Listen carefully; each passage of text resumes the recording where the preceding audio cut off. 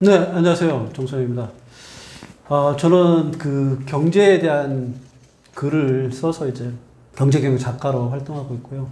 네, 정선용입니다. 얼마 전까지 제가 아마 그 개인 경제에 대한 얘기들도 여러분들한테 해드렸을 거예요. 그래서 개인 경제라 하면은 그 보통 이제 우리가 개인 단위로 가게에서 돈이 어떻게 들어오고, 돈을 어떻게 쓰고, 돈을 어떻게 저축하고, 돈을 어떻게 빌리고, 돈을 어떻게 투자하고, 이런 개인이 경제 활동을 하면서 만나게 되는 여러 가지 경제적인 현상들을 갖다가 어떻게 이해하고 내가 거기에 어떻게 참여할 건가에 대한 얘기를 했을 거예요. 그래서 그런 부분들을 이해를 이제 갖추셨다는 전제 하에 지금 오늘 얘기 드릴 내용은 뭐냐면요. 거시경제예요. 그러니까 이렇게 표현하면은 딱 맞을 것 같아요. 여러분들 딱 머릿속에 거시경제 그러면 딱 일단 거부감부터 딱 들잖아요. 그러면 개인 재테크에 대해서 얘기할 때는 그래도 귀 쏙쏙쏙 들어오니까 귀담아 듣다가 거시경제를 딱 얘기하는 순간에 여러분들 아마 귀를 딱 닫을 거예요. 아, 골치 아픈 거. 그게 왜 그러냐면요. 이게 개인적으로 하는 재테크는 제가 보기엔 한 산수? 수학? 산수 수학 정도 되는 것 같아요. 기초 수학, 함수들을 다루는. 근데 거시경제는 뭐냐면 통계예요. 거시경제에 나온 모든 것들은 다 통계 데이터예요. 그러니까 통계 데이터를 어떻게 해석하느냐를 놓고서 이 해석의 방향에 대한 것, 해석의 데이터를 어떻게 모으는가 이런 얘기들을 해드리기 때문에 여러분들 귀에는 잘 안 들어와요. 그래서 저는 그런 복잡한 얘기 여러분들이 해준다 한들 그 로직이 통계학적 표본을 추출하고 그 표본이 어떻게 흘러가고 하는 것들을 얘기해준다 한들 여러분들이 이해할 수 있을까요? 아, 이해가 안 된다고 생각해요. 그냥 다만 자 개인이 돈을 벌고 돈을 쓰고 하는 것들이 함수적인 수학에 관련된 거라고 그러면 경제는 우리나라로만 5,200만이잖아. 5,200만이 활동하고 있는 그 모든 관계들에 의해서 나타나게 되는 현상들을 갖다가 그 데이터를 모아놓은 걸 갖다가 추출해가지고 통계적으로 분석해내고 확률적으로 예측하는 것들 이게 바로 거시경제라고 보시면 될 것 같아요. 여기까지만 여러분들이 거시경제가 무엇인가에 대한 것만 이해하고 있다 그러면 지금부터 제가 하는 얘기들이 좀 쉽게 이해가 돼요. 그래서 제가 그 배경을 갖다 이렇게 장황하게 설명하는 이유는 여러분들이 쉽게 여기에 접근하기를 바라는 마음에서 해드린 거예요. 자, 여러분 통계라고 딱 아시면 돼요. 아, 통계 그러면 어렵다고 생각하는데 통계는 뭐냐면요. 무수한 일들이 벌어진 거 있잖아요. 이런 일들이 벌어진 것들이 어떤 현상으로 해가지고 통계적으로 봤을 때 어떤 현상으로 해석할 수 있느냐를 갖다가 하는 학문이라고 보시면 돼요. 그래서 통계를 얘기할 때 가장 많이 예를 드는 게 주사위 얘기하잖아요. 주사위를 갖다가 1번부터 10번 던지면 수학적으로 보면 6분의 1의 확률이 있는데 통계적으로 보면 한 번 했을 때는 6분의 1의 확률로 나오지 않을 가능성도 많아요. 엉뚱한 게 나올 가능성이 많아요. 근데 이걸 무한대로 숫자를 갖다가 100만 번, 1000만 번을 하게 되면 딱 6분의 1의 함수에, 수학의 함수에 가깝게 딱 데이터가 나와요. 그래서 통계적으로 분석한 것들이 개인으로 이렇게 바라보고 수학적으로 계산한 거에 거기에 준하게 가까이를 예측할 수 있는 거예요. 그래서 아, 이런 현상들이 벌어져서 이런 통계가 나왔다 그러면 아, 지금 여기를 가고 있는 거야. 수학적으로. 우리 삶에서 경제적으로. 이거를 이해하는데 참고자료가. 근데 여러분들이 이제 의문을 갖는 건 수학적으로 딱딱 떨어지지 않고 여기까지 나오게 되는 데이터의 과정이 복잡하다 보니까 아예 쳐다보지를 않는 거예요. 그런 게 아니라 여기에서 나와 있는 데이터를 활용해서 내가 현재 어느 지점에 있는가를 갖다가 바라볼 수 있는 눈금자, 기준점 이 정도라고 생각하시면 경제를 이해하는 수준들이 눈들이 보다 나아질 거라고 생각합니다. 그래서 거시경제를 바라보는 건 통계다는 생각으로 바라보면서 제가 지금부터 얘기한 5가지 지표만 여러분들 얘기해 주세요. 그러니까 머릿속에 딱 담아 놓으시면 돼요. 다른 거 하실 필요 없어요. 5가지만 가지고 있으면 이 5가지 흐름만 보면은 그러니까 크게 말해서 태풍이 오고 있다. 여러분들은 내일 온도가 34도인지 35도인지 36도인지 이거 정확하게 알 필요가 있나요? 아, 내일 대충 30도에서 35도 사이에서 왔다 갔다 한다는 것만 알면 되잖아요, 온도가.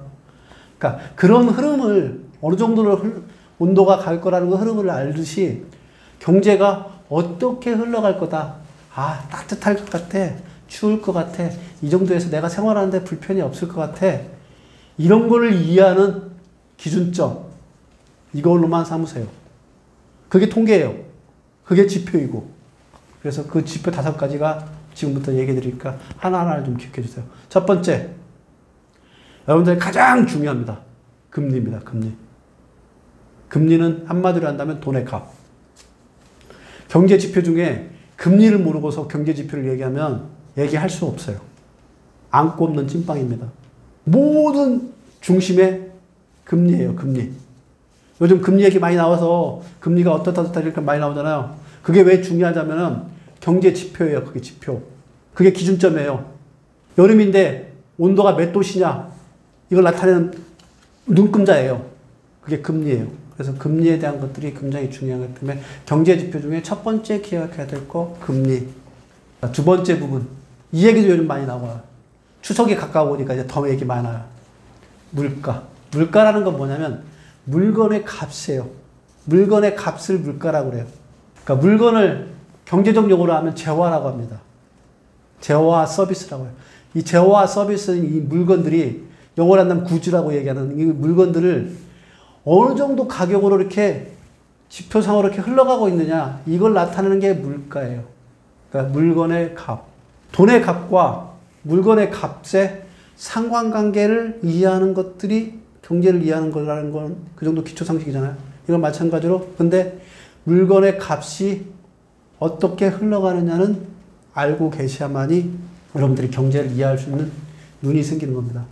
통계적으로 이해하는 거예요. 다시 강조한다. 통계적으로. 수학적으로 이해하는 게 아니라 근데 많은 분들 중에 투자 예측을 하는 분들이 수학적으로 이걸 갖다 막 설명을 하더라고요. 다 때려주고 싶어 진짜. 지표는 수학적인 데이터가 아니에요. 통계적인 데이터예요. 통계적인 건 뭐냐면 사회 현상을 갖다가 이런 현상들이 반복적으로 나왔던 걸 갖다가 분석해서 모아놓은 거기 때문에 현상 속에서 어떠한 현상이 일어날지를 아무도 몰라요. 그걸 갖다 수학적으로 이건 100% 자신하세요 따라오세요 이거 한다는 건 한자 맞아야 될 사기꾼들이 하는 짓이에요. 여러분들 거기까지 이해할 필요는 없지만 통계적인 숫자이기 때문에 내가 어느 정도까지 이걸 갖다 신뢰하고 가야 되느냐 이 부분에 대한 것들을 기준점을 잡는 데 필요하기 때문에 말씀드린 겁니다. 그래서 재화의 값, 물건의 값인 물가에 대한 것들을 이해해야 되고요. 세 번째 부분. 여러분들이 재화를 만들고 이 재화를 만들 수 있게 가치의 흐름을 만들어내는 것이 돈이라면 이 재화를 만드는데 힘을 보태는 게 뭐냐면 노동이잖아요. 우리가 인류가 지금은 이제는 기계의 힘을 빌리고 뭐하고 하지만 우리가 계속 해와서 물건을 생산하는 생산을 만들어 놨던 건 모든 것들은 뭐냐면 노동이었어요. 그래서 세 번째 부분 임금. 임금은 뭐냐면 노동의 값이에요. 내가 노동을 얼마나 투여했으면 이 투여한 노동이 어느 정도의 값으로 현재 이 사회에서 지나가고 있느냐. 근데 거시경제 입장에서는 각각 개별적인 임금, 그러니까 노동의 값을 매기는 것보다는 전체적인 통합적인 임금의 값을 매겨야 되잖아요. 그러다 보면 거기에 중요한 변수로 많이 들어가는 게 뭐냐면 고용률이에요. 그래서 임금에 대한 얘기를 할 때면 고용률, 실업률 이런 얘기를 많이 나오는 이유가 그것 때문에 그래요. 거시경제 입장에 놓고 보면 개인을 놓고 보면 개인은 노동의 값이 어떻게 흘러가느냐. 그래서 임금 인상이 얼마나 되냐 낮아졌느냐 이게 중요한데 국가라는 거시경제를 놓고 입장에서 보면은 거기에는 뭐가 필요하냐면 고용한 사람들이 필요한 거. 오히려 고용률이 훨씬 더 중요해요. 그러니까 고용률이 지금 우리나라 같은 경우에 96% 이상이 넘어가야 된다. 97%가 돼야 된다. 그러니까 보통 실업률이라는 건 자기는 일을 하고 싶은데 비자발적으로 고용이 되지 않는 사람들에 대한 것들이 보통 2% 이상 넘어가거나 이러면은 일을 하고 싶은 사람은 있는데 일자리가 없는 거잖아요. 그래서 임금에 대한 지표를 보려고 그러면 뭘 봐야 되냐면 고용률, 그리고 일자리 수, 실업률, 그리고 임금 인상률. 근데 사실은 개인한테는 임금 인상이 중요한데 국가적으로 놓고 봐서는 임금 인상이 미치는 범위보다 사실은 고용률에 미치는 역할들이 훨씬 더 크기 때문에 고용률 관리를 더 훨씬 많이 해요. 그래서 세 번째 경제지표 임금. 임금이라는 건 뭐냐면 노동의 값이다. 노동력이 어떻게 흘러가느냐에 대한 것들이 굉장히 경제를 이해하는 데 중요한 지표이다. 이 얘기를 해드린 겁니다. 이게 세 번째 부분이고요. 네 번째 부분은 이제 GDP라고 혹시 들어볼 거예요. GDP. 국가 총 생산액. 이게 왜 중요하냐면 재화를 총 생산했는 게 얼마 정도이냐. 이 GDP는 대부분 다 뭐냐면 전년비예요. 전년비라는 건 비교값이라는 얘기잖아요. 전년도 비해서 이번 연도에 생산액이 늘어나야지. 생산을 늘려나는데 노동이 많이 투여됐을 거고 돈이 많이 들어갔을 거고 거기에 대해서 임금을 더 받았을 거고 그러다 보면 실질적으로 생산액이 늘어나지 않은 경제체제 내에서는 그 안에 몸담고 있는 경제 주체들은 다 힘들다는 거잖아요. 그래서 GDP, 국가의 경제 성장률이 그래서 중요한 겁니다. 그래서 경제 지표 중에 네 번째를 보는 게 GDP를 봐요. 근데 3년 등가의 법칙이라 해서 생산과 유통과 소비하고 똑같아요. 그래서 각 개인당 국가 총 소득액하고 기업들이 만들어내는 국가 총 생산액하고 일치하게 돼 있어요. 그래서 GDP가 중요하다는 부분들. 그거는 어떤 지표로서 전년보다 더 성장해서 그러니까 인간의 마음은 늘 비교값을 놓고서 전년보다 나아지지 않으면 퇴보했다고 생각해요. 저희들이 기업의 사례로 많이 얘기하는데 기업의 업종 중에 성장하는 기업이 있고 쇠퇴하는 기업이 있어요.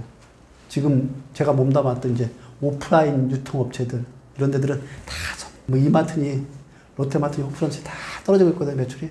이런 데 있으면 무슨 일이 벌어지냐면 거기 있는 직원들이 생산성을 높이기 위한 노력을 아무리 하는데도 떨어지기 때문에 결국은 임금값이 떨어지고 임금까지 떨어지면 생산성을 갖다가 많이 만들어내지 못하니까 거기서 만들어내는 재화의 값이 올라가고 그러다 보면 금리에 대한 것들을 인상을 하는 폭만큼 임금 인상이 안 되기 때문에 돈의 가치에 대한 것들이 반영되지 못하게 되는 이런 현상들이 다 벌어질 수밖에 없습니다. 그래서 국가의 GDP의 성장률이라는 게 굉장히 중요한 요소예요. 그래서 이게 네 번째고요. 이제 다섯 번째 부분은 뭐냐면 여러분들 돈의 비교값이라고 저는 이렇게 얘기하는데 환율이에요, 환율. 세계의 돈은 달러예요. 그 이전에 세계의 돈은 금이었었어요. 기축통화가 금이었었는데 미국에 의해서 기축통화에 대한 것들 모든 것이 장악되고 나면 지금은 달러예요. 그러니까 달러 대비해서 돈의 비교값이 얼마이냐가 결국은 개인의 경제에 기초한 영향을 미쳐요. 아까 말씀드린 통계값으로 영향을 미치는 거예요. 그래서 이렇게 5개 제가 말씀드렸던 첫 번째 금리, 두 번째 물가, 세 번째 임금, 네 번째 GDP, 다섯 번째 환율. 이 5가지의 흐름에 대한 것들은 여러분들이 꼭 알고 계셔야만이 기본적인 거시경제의 흐름을 이해할 수가 있습니다. 그래서 각각의 개별적인 하나하나에 대한 것들을 좀 세부적으로 설명을 드리는 시간을 가질게요. 이걸 바라볼 때는 아까 말씀드렸죠. 거시경제 이건 통계적 데이터다. 통계적 데이터는 거대한 트렌드의 흐름이다. 흐름을 이해하는 차원으로서 이걸 바라봐야지 이게 수학 값으로 이해하고서 바라봐서는 안 된다는 거 다시 한번 강조하면서 하나하나 좀 세부적으로 설명해 드릴게요. 지금 금리가 3.5%잖아요. 금리가 올라갔다는 얘기는 무슨 얘기냐면요. 돈의 값을 강제적으로 올렸다는 얘기예요. 돈의 값을 강제적으로 올렸다는 얘기는 무슨 얘기를 해석할 수가 있나요? 돈의 가치를 갖다가 올려버린 거예요. 돈의 가치가 올라가는 순간에 무슨 일이 벌어져요? 돈하고 연결되어 있는 재화, 자산의 가치가 거기에 맞물려가지고 화폐 값으로 해서 떨어진다는 얘기하고 결론을 같아요. 다시 설명해 드린다면 금리를 3.5%를 올리게 되면 집을 사고 싶은 사람이 대출을 받아가지고 집을 사야 되는데 대출을 받아서 집을 못 사기 때문에 구매자가 없기 때문에 자산 가격이 떨어져요. 값이. 그래서 지금 금리를 올려놓고 난 이후에 서울시 집값이 다 떨어졌잖아요. 그래서 집값이 떨어지는 상황으로 해서 할 수밖에 없게 금리 가격을 이렇게 올려놓으면은 이제 그 다음에 무슨 일이 벌어지나요? 집값은 잡았지만 돈의 값이 너무 높기 때문에 경기가 돌아가지 않는 거예요. 그러니까 금리를 올리게 되면 무슨 일이 벌어지냐면 시중은행에 돈을 넣어놓으면 거기에 금리에 맞춰가지고 이자율이 높게 나오기 때문에 돈을 갖다가 은행으로 다 보낼 거 아니에요. 그러면 시중에 돈이 다 빨려가지고 은행으로 가버리잖아요. 그럼 이걸 요즘 말하는 통화량이라고 해요. 통화량이 줄어들게 되면 경제적 활동이 위축돼요. 그래서 경제적인 긴축 효과가 일어나게 될 수밖에 없어요. 그래서 금리를 올린다는 얘기는 돈의 값을 올린다는 얘기는 화폐의 통화성을 갖다가 축소시키면서 그 축소시키는 걸 통해서 자산 가치가 버블이 올라갔던 걸 떨어뜨리거나 재화 물건값이 올라가는 걸 갖다가 낮추는 역할들을 하게 그렇게 역할들을 하려고 금리를 대부분 더 강제적으로 올려요. 누가 올리나요? 한국은행에서 올려요. 미국은 연준에서. 강제적으로 올리는 거예요. 이건 강제적인 거예요. 그러니까 줄을 갖다가 이렇게 끌어올려 버리는 거예요. 줄을 그렇게 올리게 되면 줄에 딸려있는 것들이 빳빳한 것들이 있다면 다 딸려 올라오겠죠. 근데 다 딸려 올리지 않고 요즘은 느슨한 줄이라서 이 금리만 올려도 이게 안 올라가가지고 부동산 값이나 물건 값이 떨어지지 않는 경우들이 많아요. 그래서 지금 금리를 올리는 것들이 효과가 있네 없네 이런 얘기들 많이 나오는 겁니다. 이런 현상들에 대한 것들을 이해하는 정도가 금리에 대해서 이해하면 똑같은 거예요. 금리라는 건 뭐냐면 강제로 돈의 값을 물리며 이런 올리는 현상들이 경제 재화와 자산에 미치는 영향들이 어떻게 미친다. 이 부분에 대한 것들을 이해하는 수준으로서 금리를 이해하면 됩니다. 지금 그래서 금리 내리라고 난리잖아요. 왜? 물가는 작고 자산 가격은 낮출지 몰랐는데 경제는 개판이잖아요. 아니 전세자금 대출도 막아버리잖아요. 막게 되는 이유가 뭐냐면 돈이 값이 올라니까 전세자금 대출을 할 수가 없는 거예요. 그러다 보니까 경제가 그렇게 위축되는 거예요. 이런 일이 벌어지기 때문에 금리를 내리라고 지금 얘기하고 있고 아마 연준은 이제 내릴 것 같고요. 아마 빅스텝으로 내릴 것 같고 그 빅스텝으로 내리게 되면 우리나라는 어쩔 수 없이 기축통화를 따라갈 수밖에 없는데 내리게 되는 상황이 벌어질 거예요. 근데 이게 내리게 되면은 2차적인 일들이 뭐냐면 저는 이번 금리에 대해서 이제 걱정되는 부분들이 내리게 됐을 때의 걱정 중에 가장 큰 게 뭐냐면 두 번째 얘기는 이제 물가하고 연동되는데 물가가 지금 물가가 잡았다고 얘기하는데 2%까지 잡았다고 얘기하는데 아니에요. 사실 생필품 물가는 저는 이제 식품을 다루는데 생필품의 식품주를 주로 말하는데 지금은 생필품의 물가들이 계속 지속적으로 상승하기 때문에 여기다가 만약에 기준금리까지 내려가지고 했을 경우에는 물가 가격 폭등이 더 일어날 가능성이 훨씬 많아요. 그래서 물가 부분에 가장 큰 영향을 미치는 건 금리이고 그러면 이 물가 부분이 영향을 받기 때문에 이 물가 부분을 갖다가 잡기 위해서 대부분 다 금리 조정하는데 물가가 잡히지가 않고 개별적으로 산발적으로 움직이게 되는 상황들이 벌어지게 되면은 그 물가에 대한 것들을 통제할 수 있는 수단들을 갖다가 잃어버리게 돼요. 지금 현재 경제 정책을 흔히 얘기할 때 경제 정책 중에서 금리 이외에 물가나 자산의 거품을 잡을 수 있는 방법이 하나도 없어요. 그래서 그런 고민들을 빠져가지고 그래서 올리네 마네 이런 얘기들을 아마 신문지상에서 보게 될 겁니다. 그러면 왜 이런 고민에 빠져 있고 이 고민 때문에 이렇게 하는구나 하는 것 같다 이해하는 정도 수준까지만 하면은 트렌드를 읽은 거예요. 아까 말했듯이 경제 지표를 통해서 이해해야 되는 건 수학적으로 이렇게 될 거다 예측하는 게 아니라 트렌드가 이렇게 가는구나 하는 걸 이해할 정도 수준까지 하면 돼요. 그래서 물가라는 거 뭐냐면 전년 대비 물가가 얼마나 상승했는데 2% 이상을 갖다가 상승한다는 얘기는 무슨 얘기냐면 그렇게 상승하게 됐을 경우에는 화폐 가치가 그만큼 떨어지는 효과가 떨어지잖아요. 그렇기 때문에 금리를 올려가지고 그걸 갖다 올려놓는 상황을 벌어진 거야 됩니다. 그래서 물가가 어떻게 흘러갈 건가를 갖다가 예측하는 부분들은 이제 금리를 보면서 대부분 다 통제하려고 하는데 요즘은 현상들이 거꾸로 일어나고 있어요. 그게 왜 이런 현상이 벌어지냐면 생산 측면에서의 구조를 갖다 못 만들었기 때문에 이런 일이 벌어지는 겁니다. 그 가장 큰 역할하는 것들이 요즘은 기후인 것 같아요. 그렇지 않으면 이제 지정학적 위치 때문에 전쟁. 이런 변수들 때문에 물가가 통제가 안 되는 거예요. 금리만 가지고. 올 여름 얼마나 더웠습니까? 올 여름 더우기 때문에 무슨 일이 벌어지냐면 지금 잎채소들 다 싸그리 다 말라 죽었어요. 그러면 지금부터 이제 추석부터 해가지고 성수기가 들어오는데 이때 그 가격들이 다 올라가잖아요. 그게 뭐예요? 물가가 올라가는 거잖아요.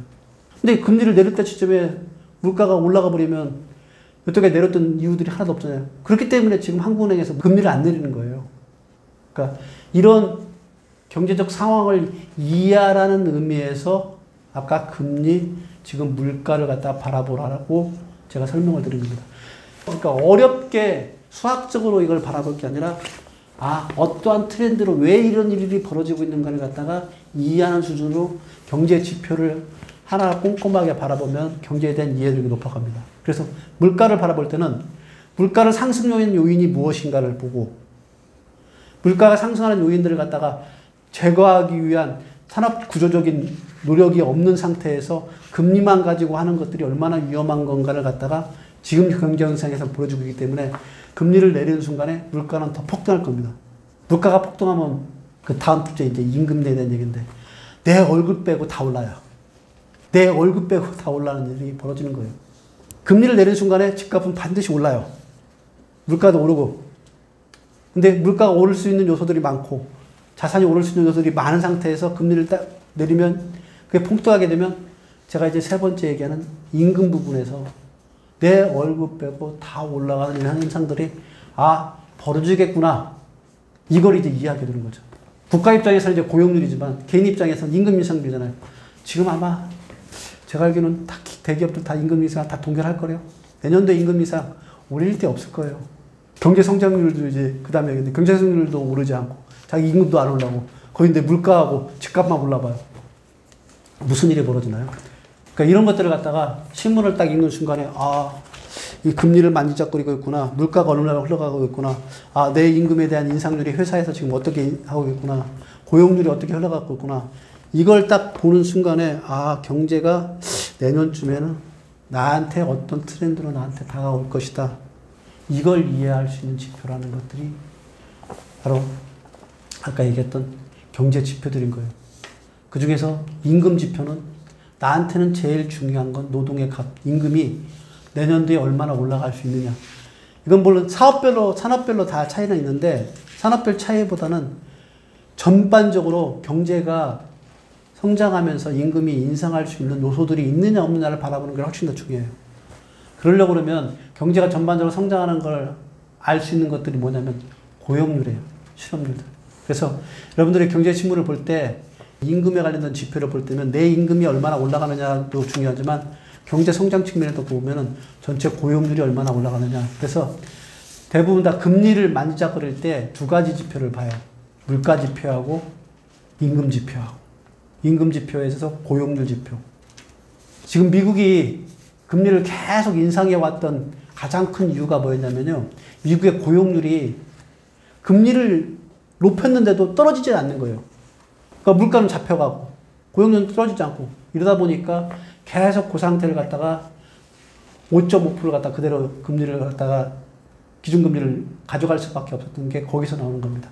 그러니까 그런 현상들을 이해할 수 있는 정도로만 경제지표를 보시면 돼요. 그래서 임금지표에서는 고용률과 내 임금의 임금 인상률에 대한 걸 보면서 이게 금리하고 어떤 관련이 있고 물가하고 어떤 관련이 있는가에 대한 것들을 이해하는 차원이 거기까지 임금에 대한 지표를 이해하시면 충분하다고 저는 생각합니다. 직장생활 하면서.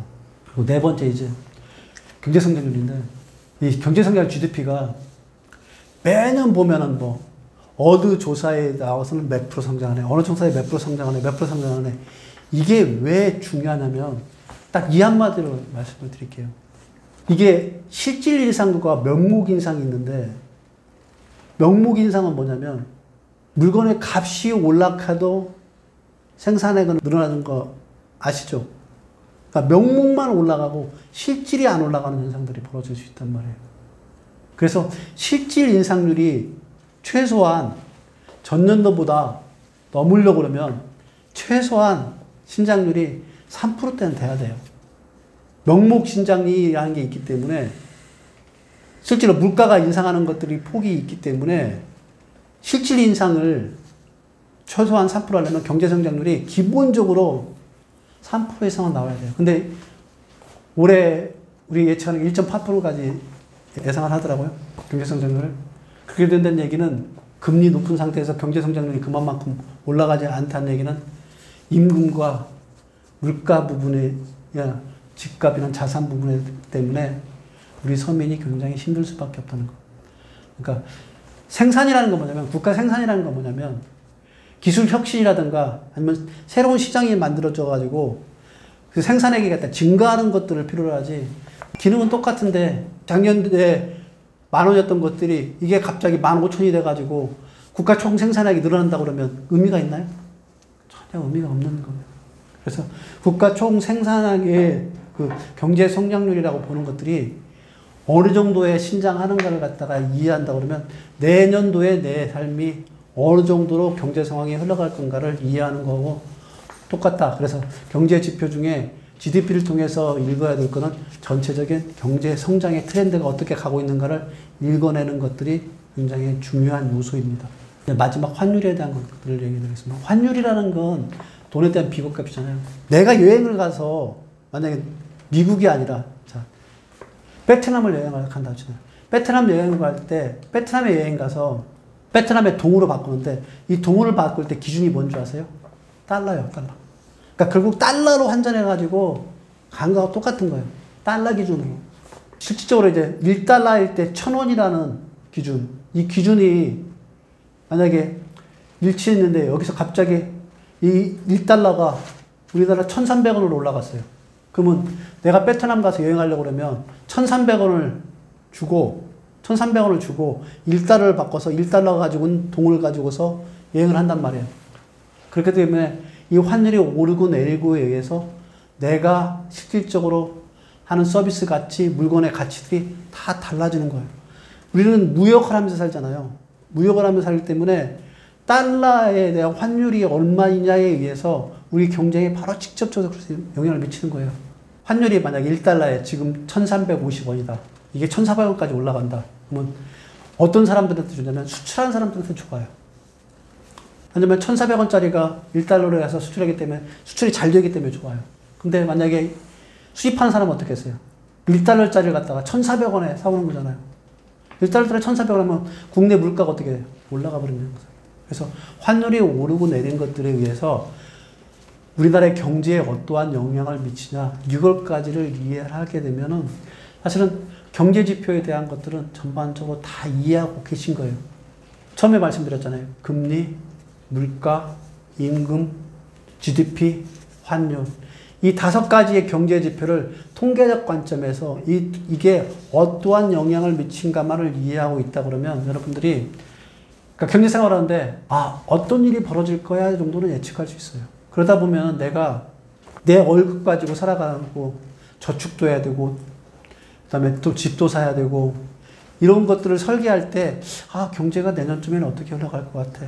그러면 거기에 맞춰 가지고 내 개인적인 경제 생활은 어떻게 해야 되겠다는 걸 갖다가 가늠자를 삼을 수 있는 지표로서는 충분한 가치가 있다는 거. 그래서 그거에 대한 이해를 해야 돼요. 여러분들 수학 싫다고 고등수학 싫다고 통계 싫다고 아예 경제 지표를 바라보지도 않거나 이러면 이 경제 지표에 흘러가는 것에서 가르쳐주는 트렌드에서 방향과 내가 어디로 가야 될 건가 내 위치를 설명해주는 이런 나치판과 같은 역할을 갖다가 내가 모르고서 항의하는 것과 똑같은 거예요.